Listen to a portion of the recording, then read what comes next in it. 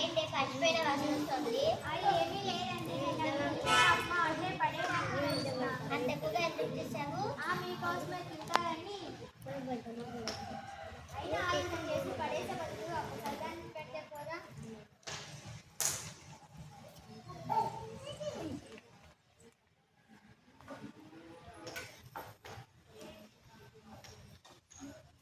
అత్తయ్య అత్తయ్య మీకోసం ఉప్మా చేశాను, తినండి.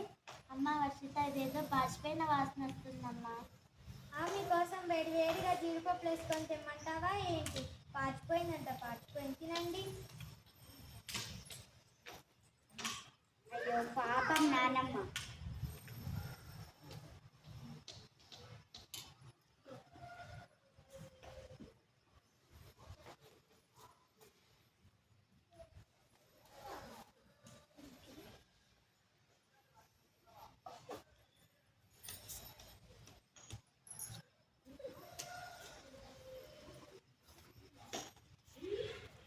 మరుసటి రోజు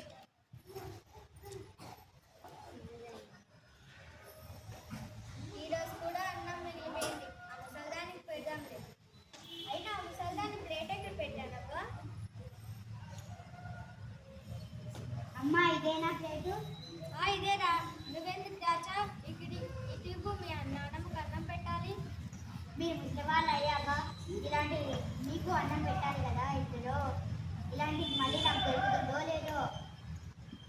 మేము పెద్దవాళ్ళు అయిన నుంచి కూడా మా పిల్లలు ఇలా చేస్తాం. అత్తయ్య దగ్గరికి పోయి క్షమాపణ అడుగుతాం. అత్తయ్య మమ్మల్ని క్షమించండి అత్తయ్య.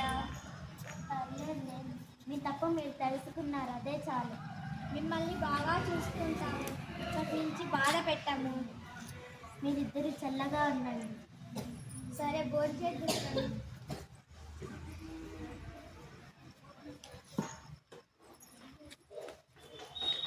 ఇంట్లో వాళ్ళని ఎప్పుడు బాధ పెట్టకూడదు, బాగా చూసుకోండి.